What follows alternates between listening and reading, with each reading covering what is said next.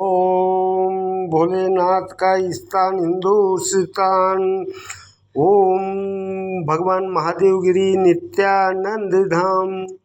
ओम सदगुरु किशन गिरी महाराज का स्थायी पता गुरुद्वारा परिसर, ग्राम घोड़ा डोंगरी, तहसील घोड़ा डोंगरी, जिला बैतूल, मध्य प्रदेश। इनके द्वारा चित आकाश गीता का श्लोक नंबर 90। सदगुरु किशन कहते हैं भगवान अवतरित होते हैं और मौन सभी साधनाओं का मूल है।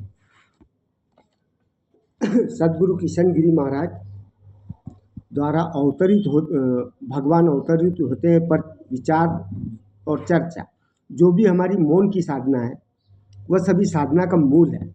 यदि तुम गुरु के साथ एकले हो, यदि आप गुरु के साथ एक कोटि में बंधे हो, गुरु के साथ अंतर संबंध है, तो तुम्हें किसी बाह्य शब्दों की आवश्यकता ही नहीं है, कुछ भी पूछने की आवश्यकता नहीं है। गुरु कोई विशिष्ट शरीर नहीं है, वे सभी की अंतरात्मा है। गुरु के अंतरात्मा बन जाने पर ही कोई शिष्य गुरु बनता है। भगवान महादेव गिरी नित्यानंद महाराज ने मुझसे बहुत शब्द नहीं कहे, मेरे अंतर में उन्होंने बहुत कुछ कहा और आज भी उन्होंने कहना बंद नहीं किया। वह मुझसे हमेशा संवाद करते हैं, बात करते हैं।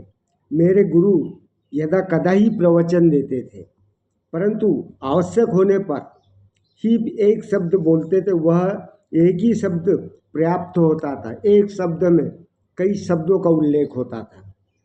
वह शब्द मंत्र की तरह कार्य करता था, जो तुम्हारी पूरी सत्ता को भेद देता था। एक सिद्ध योगी के शब्द उनके तरह होते हैं। शास्त्रों का ज्ञान तलवार की धार से भी तेज होता है। उन शब्दों का प्रयोग महात्मा जन कैसे करेंगे, यह तुम कभी नहीं जान सकते हो। उनका प्रयोग अज्ञान की हृदय को भेदने के लिए करते हैं।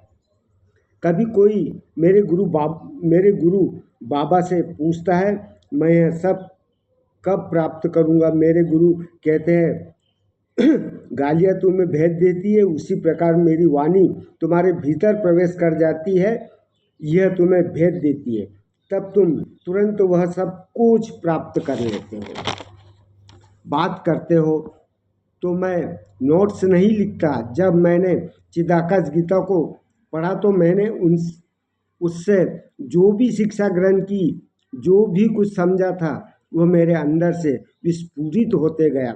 उसके द्वारा कहा गया हर शब्द सभी तक मेरे स्मृति में है, अभी तक मेरे स्मृति में है। सभी साधनाओं का मूल है। जितना अधिक बोलोगे उतना तुम्हारा दिमाग खराब होगा और उतनी ही तुम्हारे खून की गर्मी बढ़ेगी। आखिर में तुम बोलने की शक्ति खो दोगे। मेरे गुरु बाबा जब भी बोलते, चाहे वह एक शब्द बोलते हो, वह एक शब्द ही व्यर्थ नहीं जाता। तुम जान भी नहीं सकते थे कि कब कुछ सीख दे देंगे, सिखावनी दे देंगे। यदि एक माह में एक सिखावनी भी देते तो वह भी पूरे वर्ष के लिए प्राप्त होती है। ठीक, आते जाते उठते बैठते भी तुम उनसे सब कुछ सीख सकते थे। उनके समस्त व्यवहार में शिक्षाएं नीत थी। यदि तुम उनसे एक लंबा प्रश्न पूछते तो वह थोड़े से शब्द में उत्तर देते। यदि तुम उनसे योग और पूछते तो वह करवट बदलकर 2 घंटे के लिए सो जाते। उनमें दिव्य शिक्षाएं नीत थी और उनसे सब कुछ सीखने योग्य था। वे चिंता रहित गुरु महात्मा थे। वे बहुत सामर्थ्यवान थे, जो सर्वज्ञ थे। लेकिन मेरे गुरु ने किसी को पता नहीं लगने दिया कि वे सब कुछ जानते हैं। वह महापंडित थे, परंतु किसी को पता नहीं चलने दिया कि उन्होंने कुछ पढ़ा है। उनकी तस्वीरें देखकर तुम कह सकते हो उन्होंने बहुत सादा जीवन जिया है। उनका भोजन सादा था, उनकी भाषा भी सरल थी, उनकी शिक्षाएँ भी सरल थी। उनकी शिक्षा हो और भाषा में कुछ भी जटिल नहीं था, कुछ भी कठिन नहीं था। वे हमेशा सरल शब्दों में बोलते थे।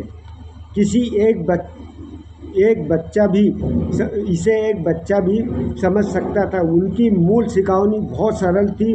वे सतत अपने आत्मा में तल्लीन रहते थे।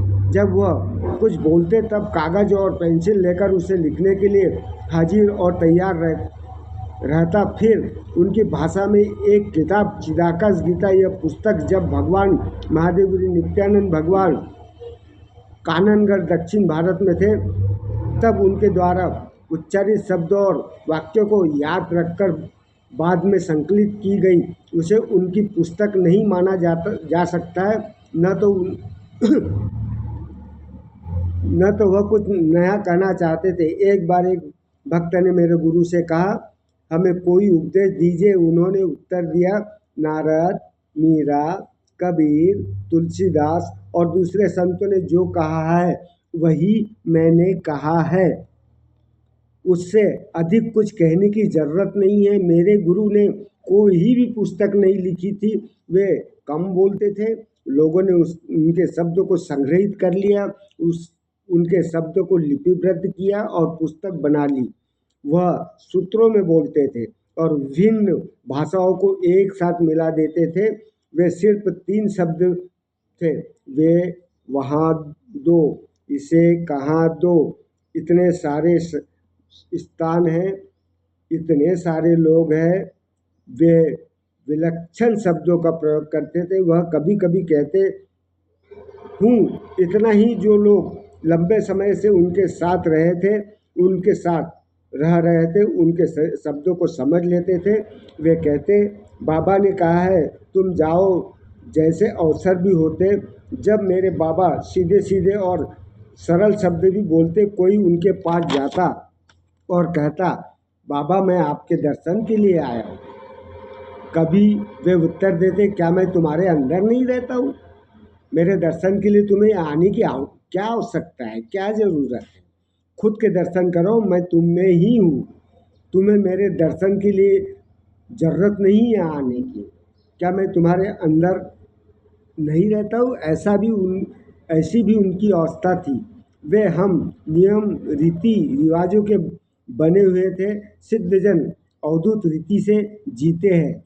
मेरे गुरु जब बैठे या लेटे होते तो लोग उनके सामने आकर बैठ जाते। अगर कोई बात करने के लिए शुरू होते तो वह उस व्यक्ति की ओर पीठ कर लेट जाते और खर्राटे देना शुरू कर देते। जब वह व्यक्ति उनके पास से चला जाता तो खुशी से भरा होता। वह व्यक्ति अनुभव करता कि उनके अंदर कुछ पाया है गुरु से। गुरु के लिए उस व्यक्ति को देने के लिए कुछ नहीं था। गुरु की मौन शिक्षाएं शिष्य के मन को जीत कर सब कुछ प्राप्त कर देती है। तब बाजी या तर्क वितर्क नहीं, शिष्य रोज बाबा के दर्शन के लिए जाता और कई बार उनसे बात किया।